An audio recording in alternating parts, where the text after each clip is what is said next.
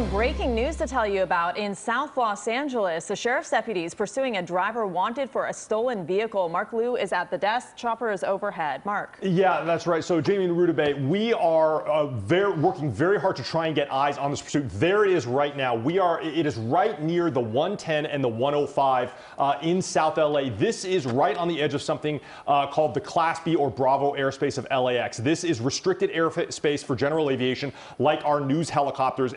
Law enforcement helicopters can fly, but we can't. So this pursuit coming southbound out of that restricted airspace, so we may be able to get a better view on it right here. You're looking, it's a stolen vehicle. As you said, Los Angeles Sheriff's deputies have been in pursuit for the better part of about 40 minutes. Stolen vehicle started at 220th Street and Main in Carson, and right now looks like a much higher speeds than it was just a few minutes ago. Only one driver in that car, but previously there were as many as 3 people in the car. I heard the dispatch talk to the air unit that is following this, asking about the 2 men who exited this vehicle at some point near 157th and Broadway. The air unit said that they were actually behind a building and didn't see where those 2 men went. So there are Los Angeles Sheriff's deputies looking for the 2 men who exited the car in that area. But this pursuit continues here eastbound into the Willowbrook area on surface streets of this pursuit of this stolen vehicle. One person in the car. This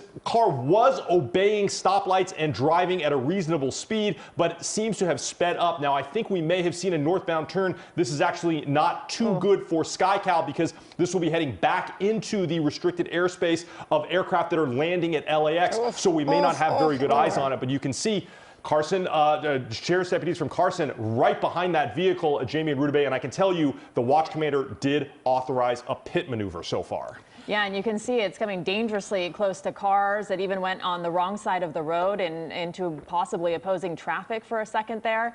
And it looks like now the deputies are doing that. They're kind of taking different stances around this traffic, trying to kind of zero in on this driver who's now behind the trees. And there it is, one single driver in that car. It's very concerning that this is in such a residential area. As you can see, it's now going by a park, the baseball fields.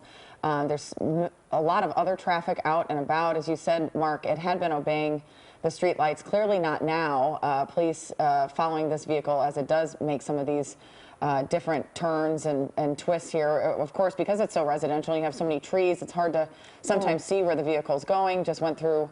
They're getting very close. Yes, they are. Yeah, and Rudabeh, you mentioned this is a residential area. I'll tell you, I heard, we didn't see this with SkyCal because they were deep in the restricted flight area, but I did hear the lead deputy in this chase say at about 9:35 a.m. that this vehicle almost struck a pedestrian when it was in the surface street area that they were just in. It was a little while, it was a little bit further to the west, but you were exactly right. Much more dangerous driving in residential areas where there are likely people to be crossing the street, and so this vehicle did not strike that pedestrian, became very, very close.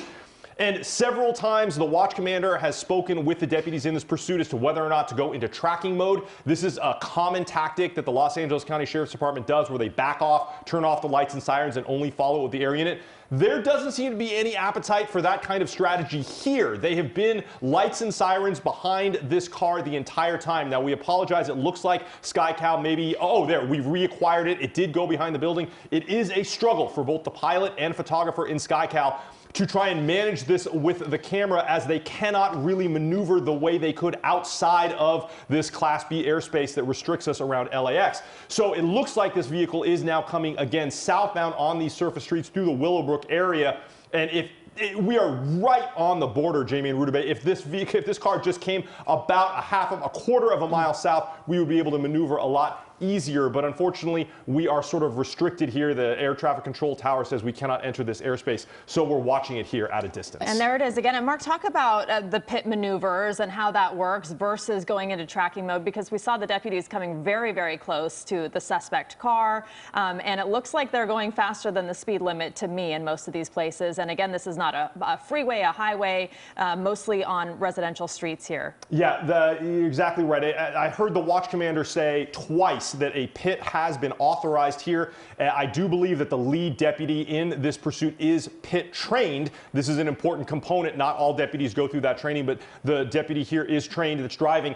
And what they're going to be looking for here is the right speed and the right location to do this in. They're looking for a straight and narrow roadway, and they're going to be looking for speeds of about 30 to 40 miles an hour with no oncoming traffic, really no traffic of any kind. That would be the best, and of course they're going to be looking for a wider road. Now there are a couple of those roads down here that match this description. A lot of the roads here in the Athens and Willowbrook area are situated in a grid, so there's not going to be a lot of strange curves, so they can anticipate when this is going to happen. But right now they're just going to need to catch up to this driver, and he is driving a lot more recklessly than we have seen just in the last, or at least I heard in the last 30 minutes on the radio. The other thing I want to mention, Jamie and Rudabeh, it appears to me this driver may have settled into a pattern here in this neighborhood. We have seen it with pursuits before. Drivers sometimes return to places they are familiar with, and this is a residential area, and he does seem to be generally floating back and forth along the south side of the 105 freeway to the east of the 110. This is, like, as I said, the Athens, Willowbrook area north of Compton.